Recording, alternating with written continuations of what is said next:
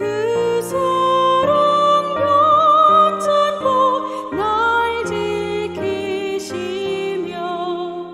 어제나 오늘이 한결같네. 오 신실하신 주, 오 신실하신 주, 날마다 자비를 베푸시며 일용할 모든 것 내려주시니 오 신실하신 주, 나의 구주. 봄철과 또 여름, 가을과 겨울, 해와 달 별들도 다 주의 것, 만물이 주 영광 드러내도다. 신실한 주 사랑 나타내네.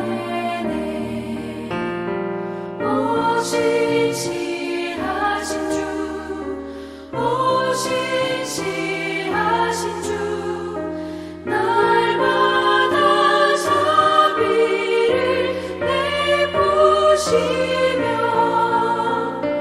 일용할 모든 것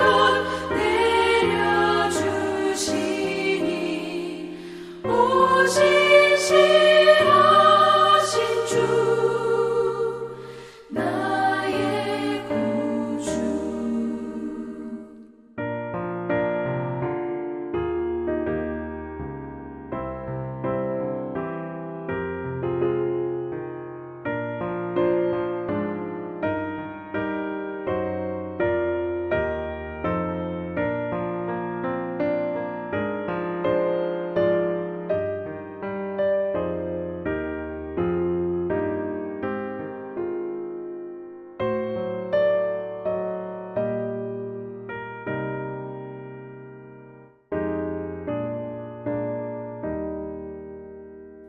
내 죄를 사하여 안위하시고 주 친히 오셔서 인도하네. 오늘의 힘들고 내일의 소망, 주만이 만복을 내리시네. 오 신실하신 주, 오 신실하신 주, 날마다 자비를 베푸시며 일용할 모든 것 내려주시니 오 신실하신 주, 나의 구주.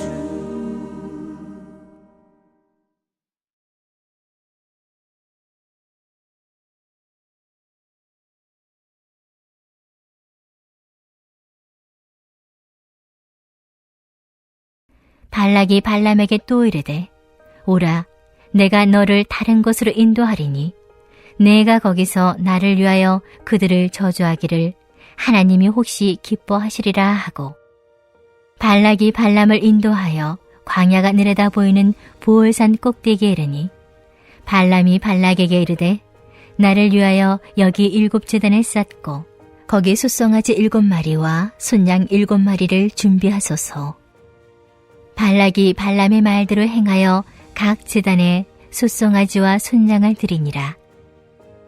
발람이 자기가 이스라엘을 축복하는 것을 여호와께서 선히 여기심을 보고 전과 같이 점수를 쓰지 아니하고 그의 낯을 광야로 향하여 눈을 들어 이스라엘이 그 지파대로 천막친 것을 보는데 그때 하나님의 영이 그 위에 임하신지라. 그가 예언을 전하여 말하되 부올의 아들 발람이 말하며 눈을 감았던 자가 말하며 하나님의 말씀을 듣는 자, 전능자의 환상을 보는 자, 엎드려서 눈을 뜬 자가 말하기를 야곱이여 내 장막들이, 이스라엘이여 내 거처들이 어찌 그리 아름다운고. 그 벌어짐이 골짜기 같고 강가의 동산 같으며 여호와께서 심으신 침향목들 같고 물가의 백향목들 같도다. 그 물통에서는 물이 넘치겠고 그 씨는 많은 물가에 있으리로다. 그의 왕이 아각보다 높으니 그의 나라가 흥왕하리로다. 하나님이 그를 애굽에서 인도하여 내셨으니 그 힘이 들소와 같도다. 그의 적국을 삼키고 그들의 뼈를 꺾으며 화살로 쏘아 꿰뚫으리로다. 꿇어앉고 누움이 숫사자와 같고 암사자와도 같으니 일으킬 자 누구이랴. 너를 축복하는 자마다 복을 받을 것이요 너를 저주하는 자마다 저주를 받을지로다. 오늘도 말씀으로 하루를 여시고 또 말씀으로 하루를 사시는 우리 성도님들을 주님의 사랑으로 사랑하고 축복합니다. 요 며칠 여러분 새벽 말씀을 통해서 이어오는 그 발락과 발람의 이야기는 세상의 어떠한 권세도 하나님의 백성을, 하나님께서 택한 백성을 해칠 수 없다는 사실을 확실하게 보여줍니다. 오늘 본문도 결국 이방의 점술사인 그 발람으로 하여금 마지막까지 하나님의 택한 백성 이스라엘 민족을 축복하게 하심으로 또 하나님께서는 자신의 백성을 결코 버리지 않으시고 말씀하신 것을 반드시 이행하시는 신실하신 약속의 하나님이심을 잘 나타내주고 있습니다. 오늘 말씀에 등장하는 발락은 여러분도 다 아시다시피 모압의 왕입니다. 발락은 지금 모압 평지에 있는 수많은 이스라엘 백성들과 마주하고 있습니다. 발락은 이스라엘 백성들이 가나안으로 가기 위해서 여러 지역을 이렇게 지나오면서 많은 나라들과 전쟁에서 싸워서 그 승리한 소식을 들었습니다. 그리고 나서 자신과 자신의 나라도 그 이스라엘에게 패배하고 결국 죽을 수 있다라고 하는 두려움에 휩싸여 있었겠죠. 그래서 그는 당대 최고의 주술사로 알려진 발람이라는 자를 데려온 것입니다. 요새 말로 치면 아주 그냥 용하다는 무당을 데려온 것이라고 보시면 되겠습니다. 그를 데려와서 이스라엘을 저주하도록 그렇게 부탁했던 것입니다. 당시에는 그 전쟁에 앞서 주술사를 통해서 상대방을 저주하는 일은 매우 흔한 일이었습니다. 이 발락 왕은 우여곡절 끝에 겨우 그 발람을 데려왔고 그에게 저주를 부탁했던 것입니다. 그러나 발람은 오히려 2번이나 이스라엘을 축복하고 맙니다. 하나님이 그 발람의 입에서 하나님의 뜻만 뱉어내도록 압박하셨기 때문입니다. 저주를 하라고 데려왔더니 축복을 하는 바람에 화가 난 이 발락은 계속해서 장소를 옮겨가면서 또 이스라엘을 저주하려고 하고 있는 것입니다. 아주 발락이 그 이름 그대로 아주 발악을 하고 있는 것 같습니다. 2번이나 저주가 안 되는 것을 알면 하나님이 간섭하시고 개입하신 걸 알면 포기하고 항복하고 해야지. 참으로 인간은 어리석고 참 악한 존재라는 것을 깨닫게 됩니다. 자신의 욕망과 죄의 본능에만 그 본성에만 빠져있던 고집스러운 악한 사람을 보면 참으로 답답합니다. 아무리 설득해도 듣지 않잖아요. 2번이나 이스라엘을 저주하는데 실패한 이 발람조차도 마찬가지로 이제 그만둘 법도 한데 발락의 또 한 번의 요청을 받아들입니다. 아니 3-4번도 아니고 2번이나 드렸던 제사를 또다시 드리면서 그 하나님의 말씀을 구하게 되는 것입니다. 어떻게 보면 이 발람이라는 사람도 안 되는 걸 알면서도 겉으로는 된다고 여기고 악을 부추기는 어찌 보면 이중인격의 사람인 것입니다. 겉으로 보기에는 실력 있는 용한 주술사처럼 보이지만 그 마음속으로는 자신이 받을 그 재물에만 욕심을 갖고 있는 아주 탐욕스러운 인물이 바로 발람입니다. 그래서 결국 민수기 25장에 가면 발람이 꾸민 계략 때문에 이스라엘이 큰 어려움을 겪게 됩니다. 아무튼 그는 또다시 7개의 제단, 또 7마리의 소와 양을 제사 드리게 됩니다. 이 7이라는 숫자는 완전수로서 이 발람도 어디서 보고 들은 것은 있어가지고 이렇게 정성을 다하면 하나님께서 기뻐하실 것이라고 생각했던 것 같습니다. 그러나 이것은 그냥 자기 마음대로 드리는 일방적인 제사에 불과한 것이지요. 그런데도 놀랍게 또다시 하나님께서 등장하십니다. 이번에는 그에게 직접 하나님의 영이 그 위에 임하였다고 하고 있습니다. 민수기 24장 1절과 2절의 말씀을 제가 한번 읽어보겠습니다. 발람이 자기가 이스라엘을 축복하는 것을 여호와께서 선히 여기심을 보고 전과 같이 점수를 쓰지 아니하고 그의 낯을 광야로 향하여 눈을 들어 이스라엘이 그 지파대로 천막 친 것을 보는데 그때에 하나님의 영이 그 위에 임하신지라. 저는 사실 이 말씀을 읽으면서 좀 의아했습니다. 왜 하필 이런 이방의 점술가 따위에게 하나님의 영이 임하는가? 하나님의 영이 이렇게 아무에게나 임하고 이렇게 쉬어도 되는가라는 생각이 들 정도로 좀 속이 상할 정도로 납득이 좀 잘 안 갔어요. 그러나 결국 하나님의 영이 임하는 것은 하나님의 주권입니다. 저는 24장 1절과 2절의 말씀을 깊이 묵상해 보면서 발람이 잠시나마 하나님의 도구로 사용되고 하나님의 영이 임할 수 있었던 비결이 무엇이었을까 생각해 보았습니다. 그것은 1절의 말씀에서 전과 같이 점수를 쓰지 아니하고 그 말씀 전과 같이 점수를 쓰지 아니했기 때문에 라고 하는 것을 알 수가 있었습니다. 발람의 입장에서는 어쩌면 자신만의 주특기인 그 점술, 주특기가 전부일 텐데 자신의 생각과 방법을 내려놓고 사용하지 않았을 때 하나님의 영이 임하였음을 알 수 있습니다. 그러나 여러분, 하나님의 영이 잠시 임했다고 해서 하나님께서 영원히 그와 함께하는 것은 결코 아닙니다. 여러분 잘 아시는 사울 왕에게도 하나님의 영이 임했다가 떠났잖아요. 이렇듯 하나님의 영의 임재는 조건적일 수 있습니다. 어떠한 지도자가 또 어떠한 사역자가 어떠한 목회자가 하나님의 영이 임함으로 하나님의 도구로 귀하게 쓰임받을 수 있지만 그러나 자신이 겸손하게 자신을 내려놓고 하나님의 뜻대로 순종하지 않으면 결국 버림받게 되고 그의 최후는 비참하게 되는 것입니다. 그러니 여러분, 하나님의 영이 임하여 능력을 행하는 것 같아도 부러워하지 마시고 그런 데만 쫓아다니지 마십시오. 하나님의 뜻은 결코 그러한 능력 행함에 있지 않습니다. 하나님의 영이 임하는 이유는 하나님의 말씀을 순종하게 하기 위함입니다. 에스겔서 36장 27절의 말씀을 제가 한번 읽어볼 텐데요. 또 내 영을 너희 속에 두어 너희로 내 율례를 행하게 하리니 너희가 내 규례를 지켜 행할지라. 아멘. 하나님의 영이 임하는 이유가 바로 순종하게 하기 위함이기 때문이라고 말씀하고 있습니다.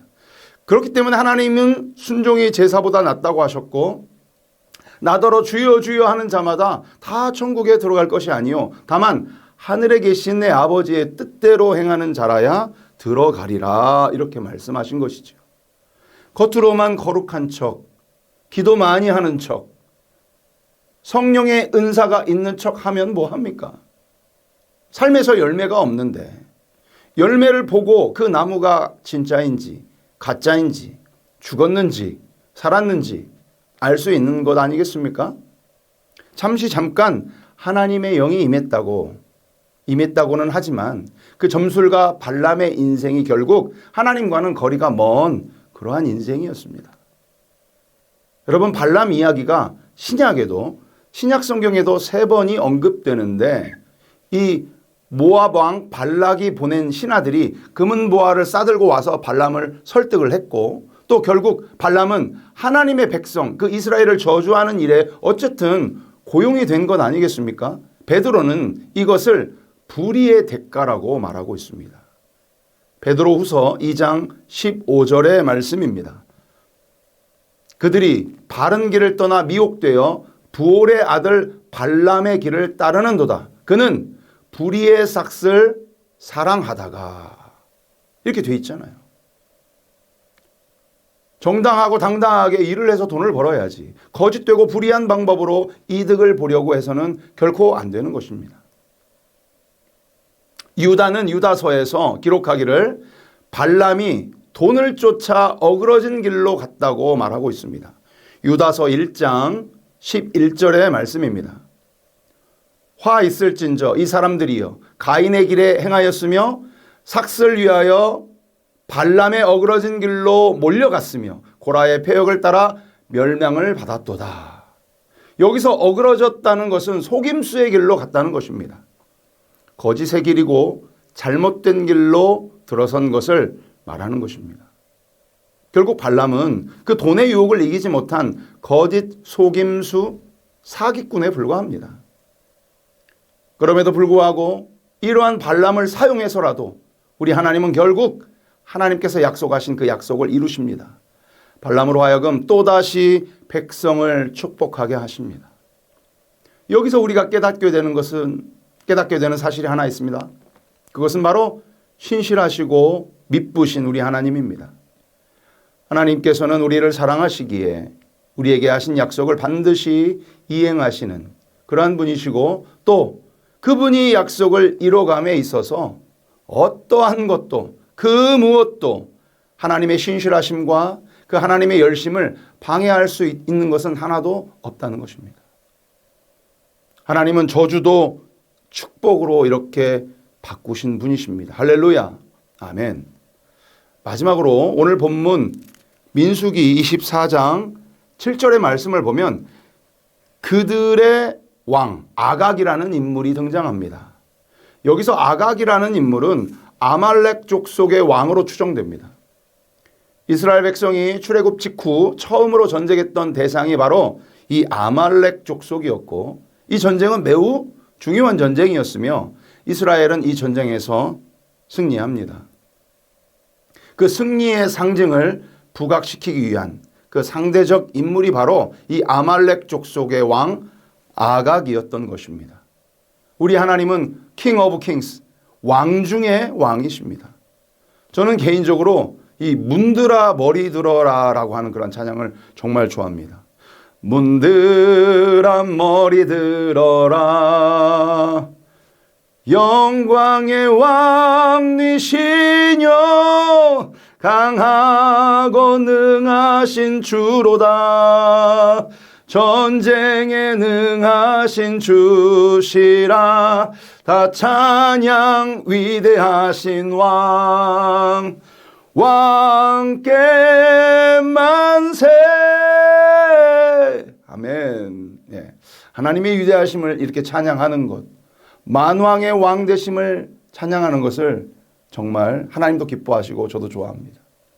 오늘 본문 마지막 절 너를 축복하는 자마다 복을 받을 것이요 너를 저주하는 자마다 저주를 받을지로다. 여러분 다 아시다시피 이 말씀은 원래 창세기 12장 3절에 나오는 아브라함에게 하시는 말씀입니다. 아브라함을 향한 하나님의 약속입니다. 아무것도 가진 것 없던 그 아브라함에게 복에 대한 놀라운 약속을 하신 것이지요. 그가 약속의 땅에 들어가서 큰 민족을 이루고 복이 되어 그 세상의 복의 통로가 될 것이라고 말씀하신 것입니다. 이 복의 통로가 된다라고 하는 말이 곧 하나님의 나라를 세우는 것을 의미합니다. 하나님은 아브라함에게 주셨던 그 약속의 말씀을 우리에게도 동일하게 주고 계십니다. 우리를 통하여서도 반드시 그 약속의 말씀이 성취되는 줄 믿습니다. 사랑하는 성도 여러분, 우리를 향한 하나님의 사랑을 끊을 수 있는 것은 아무것도 없습니다. 하나님은 우리의 피난처가 되시고 우리의 방패요 요새요 산성이 되시기 때문입니다. 얼마 전 시작된 그 사랑방 모임에서 제가 함께 참여해서 하나님을 5글자로 표현해보라는 그 질문 카드를 이렇게 나눴었는데요. 어떤 분은 이렇게 표현합니다. 내 편이라지. 예. 또 어떤 분은 좋은 아버지. 이렇게 5글자로. 또 다른 분은 귀한 아버지. 예. 이렇게 표현하시는 거예요. 하나님을 생각하면 늘 든든하고 한 번도 자신들을 실망시킨 적 없으시고 언제나 좋은 곳으로 인도해 주셨고 그렇기 때문에 그렇게 우리 하나님이 귀하게 여겨진다는 것입니다. 그런데 그분들의 삶의 이야기를 이렇게 쭉 들어보니까 정말 우여곡절이 많았어요. 믿지 않는 집에 시집 가서 온갖 제사 지내고 핍박당하고 또 그 울분을 참지 못하니까 화병에 걸리고 그 화병으로 잠을 못 자고 얼마나 안타깝겠습니까? 그러나 결국 승리의 하나님, 그 약속의 하나님께서 역사하셔서 악한 영들을 다 물리치시고 승리케 하심을 간증하시는 것을 볼 수가 있었습니다. 물론 지금도 그 영적 전쟁이 지속되고 있고 지금도 여전히 기도 제목들은 많이 있지만 그럼에도 불구하고 늘 하나님을 찬양하고 하나님께서 자신들의 삶 가운데 늘 살아 역사하시고 계심을 여전히 신뢰하고 주님만을 의지하는 모습을 볼 수가 있었습니다. 하나님은 사람이 아니시기 때문에 거짓말을 하지 않으시고 하나님은 인생이 아니시기 때문에 후회가 없으시고 말씀하신 것을 반드시 실행하신다. 이거 누가 한 말입니까? 발람이 한 예언입니다. 이러한 하나님이 내 편이 되시기 때문에 여러분 힘을 내시기 바랍니다. 마지막으로 신명기 23장 5절의 말씀을 함께 보고 마치도록 하겠습니다. 내 하나님 여호와께서 너를 사랑하심으로 내 하나님 여호와께서 발람의 말을 듣지 아니하시고 내 하나님 여호와께서 그 저주를 변하여 복이 되게 하셨나니. 아멘. 네.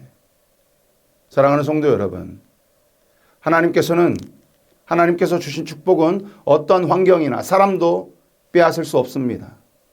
우리가 이스라엘처럼 실수도 많고 부족한 점도 있더라도 하나님의 선택과 은혜는 여전하면서 그분의 복은 절대 결코 취소되지 않습니다.